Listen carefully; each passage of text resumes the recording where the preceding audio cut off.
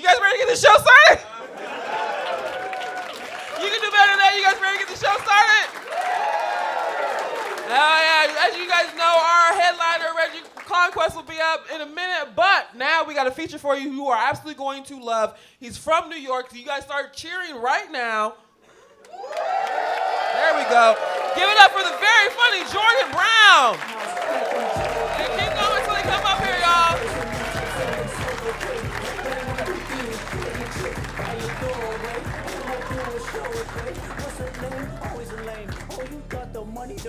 I love it when the crowd stops cheering before you get to the microphone. Nah, make some noise for yourselves for coming out. It's dope. Yeah, man. Yeah. It was my first time in Wisconsin. I'm gonna be honest, I didn't know you guys had like a town or anything, you know? I'm gonna be real, I thought it was just cornfields and shit, you know, like. Yeah. Iowa, yeah. No black people, but you got, you know, but you got a town. That's progress, I guess. Yeah. I don't know. Nah, before I start, this is about as much energy as I give off. I'm not a very high energy person at all. You know, like I'm not into social cause and stuff like that. But some of my friends are. Like one of my best friends, like he's really into gay rights because he's homophobic.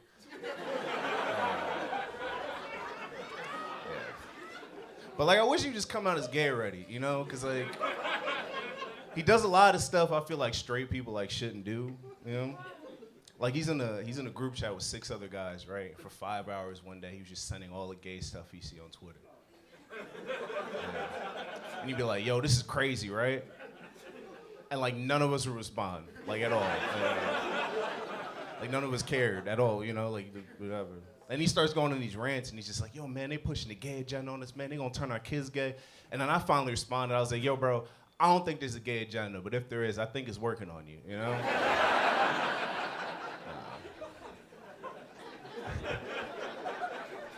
Nah, I've been straight on my life, like outside about like 30 minutes, and, you know. I never hooked up with any guys or anything, but I was at a bar one time, and I was talking to this girl, and this guy came out, and he was like, yo, bro, you cool as shit. Whatever you want, it's on me. And he put his card down, right? He picked up like an $80 tab, you know, which is like 20 drinks in Wisconsin. But in New York, it's like 1, you know, like, you know? And when he picked up the tab, like involuntarily, I was like, oh my God, thank you, you're so nice. And I don't even talk like that for real, you know? I thought I was bi because after he left, I didn't get his name or number or anything, and I still think about him sometimes. So, you know? No. Nah, I'm not gay, I promise. I just got a girlfriend recently, which is dope. I got a girlfriend. Thank you. You know? And like, I met her on a dating app, you know? And I hate dating apps. Cause like, yeah, boo. I hate dating apps because like if you're not conventionally attractive by like American standards, right? You're sitting there swiping. You laugh too hard at that. I ain't even tell the punchline yet, you know? She's like, yeah. She's like, yeah, he is kind of ugly. You know, it's fine. Nah, if you're not conventionally attractive, or some people aren't conventionally attractive, right? You're sitting there swiping, and eventually the algorithm will be like, you know what, bro? You're not really killing it, you know? So like try men, and they sprinkle dudes in the algorithm. You know? And you'll be up late one night, and you're swiping like, nah, bro, I'm not gay. And then one night, you'll be like, you know what? Brad, he's in finance, you know, like... And he's like 5 miles away. Like, I'm leaving money on the table if I don't go on this date. You know, jawline kind of tight, you know? I don't know. Nah.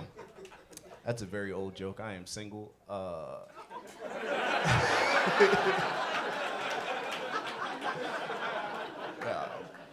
I'm actually going through a breakup. Me and my ex broke up recently. And it was mutual, you know, she broke up with me, but it was mutual. You know, it was mutual. And I'm over it. I swear, I'm over it. Even when I wrote this joke, I was over it. Nah, the thing about like breakups, like they're really not that bad. Like this is my first like real breakup, and it's really not that bad. You know, like people just don't believe you when you tell them like, yo, we just didn't work out. We're two different stages in life. You know, but like this is my first one, so like I was going through it a little bit, right? And I went to my friends for advice. Terrible idea if you're a man. You know, I went to my friends, and like one of my friends never had a girlfriend, but he always has relationship advice for me, right? Funny how that works out, you know? So I went to him and I was like, yo, bro, I'm a little sad, bro. I want to get my girl back. And he's like, bro, that's mad easy, bro. All you got to do is call her and tell her that you're going to kill yourself. Like, bro, hear me out. It sounds crazy, right? But you do that, and it'll give you like 2-3 weeks to figure that shit out and like really get her back. It'll buy you some time, you know? I'm like, bro, is this what you do? He's like, nigga, I'm doing it right now, bro. And like, it's crazy. Like that would work on me like 1 or 2 times, you know? Like if somebody did that to me, I'd be like, all right, you know, like we can work through this. Don't kill yourself. But like the 3rd time, I'd be like, all right, nigga, prove it. You know, like. You know, after the 3rd time, I'm like, all right, you know, we got some stuff we got to work out, you know? Nah. No, people don't believe you when you just tell them, like, yo, we just didn't work out, you know? Like, people think that there's always some underlying issue, you know? Like, none of my friends believe you, and I'll say, yo, we just broke up, you know? Like, nothing, no hard feelings. She's a beautiful person. We just didn't work out, you know? My friend's like, all right, nigga, like, was you cheating, bro? I'm like, nah, bro, I didn't cheat this time. You know, like, that's not... Which, honestly, cheating, kind of fire. I'm gonna be honest. Okay. Are you guys in a relationship? Yeah. How long you guys been together? 15 years. 15 years. We got together in high school. Okay. All right. You got together in high school. How long did you cheat on her? He's like, nigga, I'm doing it right now, bro. Relax. Nah, that's beautiful. 15 years is beautiful. Nah, I think cheating, you know, kind of the most compassionate thing you can do, you know?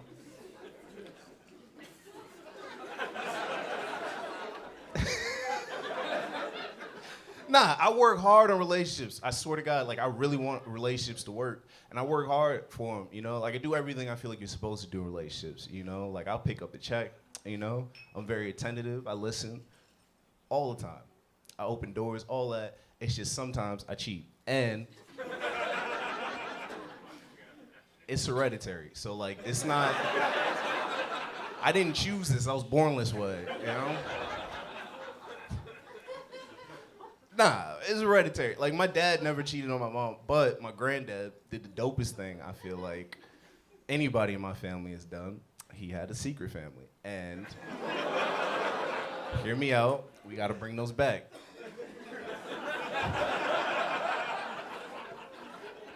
Nah, my dad never cheated, but like he raised me and my brothers differently than he was raised because, you know, what he went through. And he's always just like, yo, man, you gotta be committed in a relationship, man. You gotta show commitment. You gotta have one family, you know, you gotta be really committed, man. You gotta love one girl. And I always fuck with him. I'm like, yo, bro, there's no bigger commitment than having 2 families in the same borough and having to keep them niggas away from each other. All right, you guys don't like this cheating stuff, but honestly, some of my heroes have cheated. You know, Martin Luther King cheated, allegedly, you know. I got a history lesson for you white people, which is everybody. Did you guys know Martin Luther King, the FBI used to send him letters like all the time and tell him to kill himself all the time, right? You can look him up. I'll let you know what it said. They were like, Martin, kill yourself. And he'd be like, nah, right? And after a while, they realized that wasn't working. So they started sending Coretta letters and they would tell Coretta Scott King that Martin was cheating on her. And I think that's the dopest thing that's ever happened in history, you know? Because I like to think that Martin comes home from a long march or something and like thinking he about to get like a home cooked meal or something. he opens the door and Coretta, and he's, you don't smell no dinner cooking, but he's like, yo, all right, whatever. He goes up to Coretta, and she's just like, who are these bitches calling my house, Martin? Sending me all these goddamn letters. And I like to think that Martin was just like, you know these FBI niggas be lying on me for real, like, can't believe these niggas, Uh-oh.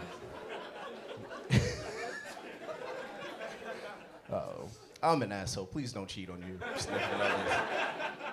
I don't know. I'm different though. I don't cheat anymore, I got it out of me. I was an asshole. I'm a lot different than I was before. Like, I used to be a bully back in the day, and it sounds a lot worse than it actually was, I was more like a Disney Channel bully, if anything. Like, I would slap kids' books out their hand, push them lockers, all that weird stuff. But the thing, I'll be vulnerable with you guys. My thing, it was very weird. I used to pinch kids. That was my thing. I'd pinch kids, get like a thrill out of it, and just run away. That was my thing. And I did it all way too long.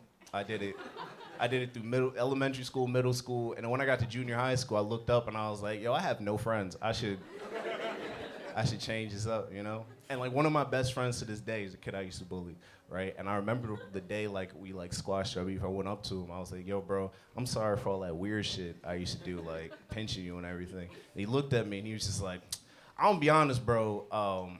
We all thought you was a little retarded, bro. Like this. I was like, everybody? He was like, yeah, everybody. And I was like, it checks out,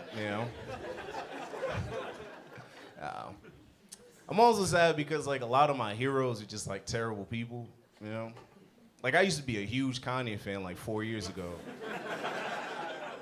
I was listening to My Beautiful Dark Twisted Fantasy recently. Totally different meaning from that album for me now.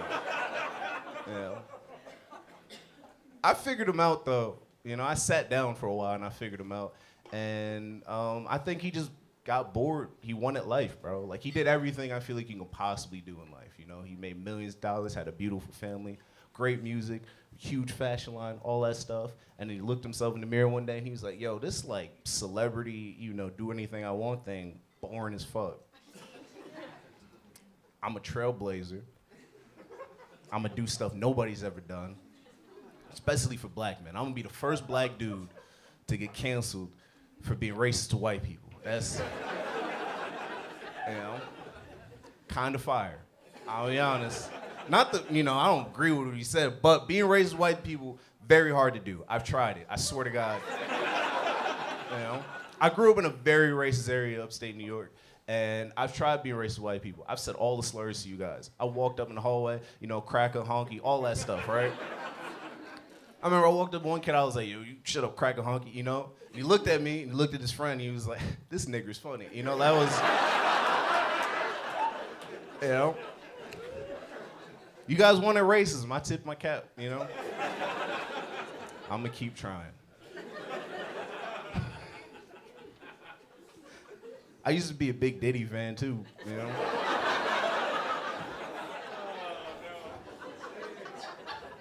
I'm striking out, and it's fine.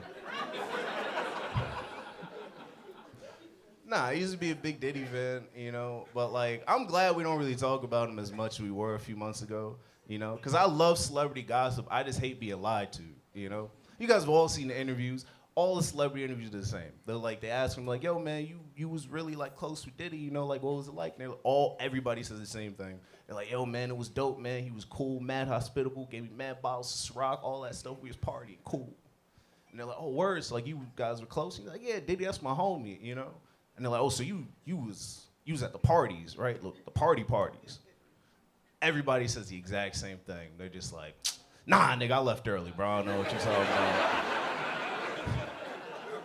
And every time I see that, I'm like, word, you left early, bro, It's a lot of baby oil to be using by yourself, A lot of lonely freakos. I'm using the same baby oil I've been using since I was 6 years old, bro. My dad was a micro celebrity, So micro, it only means anything to me and my family, But like he was on the radio and like he tells me all these stories all the time. Like my favorite story, like he was on the radio and Rick James used to come to the office, the original Diddy, and and he took a liking to my dad. And one time he invited him out to like this hotel party. He rented out a big hotel in Manhattan, and he was like, "Yo, you dope as shit, come out." My dad went out, and this is how he tells the story. He's just like, "Yo, man, it's the craziest shit I've ever seen, man. You know, you open all these rooms, and there's anything you ever want. You know, there's cocaine in one room, a mountain of weed in one room. You know, you open one door, girls kissing girls, guys kissing guys. Whatever you wanted is in this party." And I'm like, "Oh, word, that sounds dope. Like, so, like, what did you do?" And he's just like, "Nah, nigga, I left early, bro. I don't know what you mean." I don't know what you talking about, bro. You know? I don't know. I love talking about racism, you know? I think black people and white people aren't that different, you know? It's just certain things I feel we gotta work out, you know? Like, I think we need more representation in, like, everything we see, you know? I'm tired of seeing commercials, specifically Cheerio commercials, where they don't have, like, accurate representation. Like, it's always the same thing. It's always, like, a black dude and, like, some other person, like Asian or something, and then it's a Puerto Rican baby, and I'm like, this don't make any sense, you know? I don't know. I love like superheroes. I think we need more black superheroes. I think we do, you know? And I think we need a more, you know, broader variety of powers, you know? Like all black superheroes have two powers. They either shoot lightning out their hands or they're just super strong, you know? Like my mom, she was really big into like Marvel, and when that Luke Cage thing came out, she's like, "Yo, it's so dope. Like you gotta watch it. We finally got a black superhero we can get behind, you know." And I'm so happy. You gotta watch it. And I watched it, and it was nothing but just a bulletproof nigga in Harlem just running around. I was like, this shit is boring as fuck, bro. Like, I don't know. I do think if you look hard enough, you can find representation for black people if you look hard enough, you know? Like my favorite superhero of all time is Batman, right? Batman's best superhero, hands down, right? He represents black people more than a lot of other superheroes, you know? This nigga Batman's been around since like the 40s, right? And the entire time, he's had a white slave the whole time. Alfred, he's just a white slave, you know? This nigga don't do shit but serve this white man, you know? If Alfred was black, I'd be like, a little racist, you know? Yeah. I feel, I don't know. I've dealt with a lot of racism, you know? Like, I played football, you know, my whole life, right? I played all throughout high school. I played in college, too, not to brag or anything. But you're looking at a D2 receiver, you know? Yeah. Thank you. Appreciate it, you know? I didn't play, but I was on the team. I was on the roster, and I didn't play, but I was there. You know, they recruited me. Well, my high school coach, super racist, but I loved him because that's just who he was, you know? He'd do this thing every Friday where he would stand in the middle of the field with a megaphone, and he'd group us up by our ethnicities, right? I swear to God, bro. He'd be like, all right, the blacks over here, the whites over here, and he'd be like, the others, y'all over there. And he'd be like, all right, it's time for race wars. It sounds fucked up, but I loved it because my team would like never lose. So like it was kind of fire, you know? I learned about racism really early though. Like I learned it through sleepovers. You know, I remember I went to my first white sleepover. A lot different than your first black sleepover. You know? I remember like yesterday, like the cool kid, his name was Blaze Benderoff, right? He was cool as shit. He used to do flips and everything. Coolest dude in school. And he had a cool name, fucking Blaze Benderoff, right? And he invited me to this party, to a sleepover, and I go, and then he was like, yo, bro, it's so dope that you're here. Just don't go to sleep first. And I was like, that's a weird thing to say to a nigga you don't really know, you know? And I went, house is dope as shit. Hot mom, all the snacks you can think of, you know? And I didn't go to sleep first, but a kid named Brandon went to sleep first. And I was I was out, and I hear Blaze with a couple other kids. He's like, yo, we about to get him, right? And I turn around and see him sticking a finger in this dude's ass. I was like, this is very weird. You know, when we go to sleepovers, you just sexually assaulting people. You know, that's weird. Black sleepovers is a lot different. All we do with black sleepovers, we stay up really late, and we just talk about LeBron for like 8 hours. You know, that's all. That's all we do with black sleepovers, you know? The most racist thing that's ever happened to me, I was dating this white girl when I was younger, and her dad was racist as fuck, right? Called me the N-word at Thanksgiving dinner one time. And I just got him and left. I was like, that's crazy, you know? And I didn't know what to do, so I went to my brothers about it, and went to my friends. I'm like, yo, bro, you should have fucked him up, bro. I'm like, I'm about to fight some 5'2" Italian nigga, you know? Like, it's not really gonna do anything, you know? So I just waited a couple weeks. And me and his daughter, we aborted his first grandchild together, so.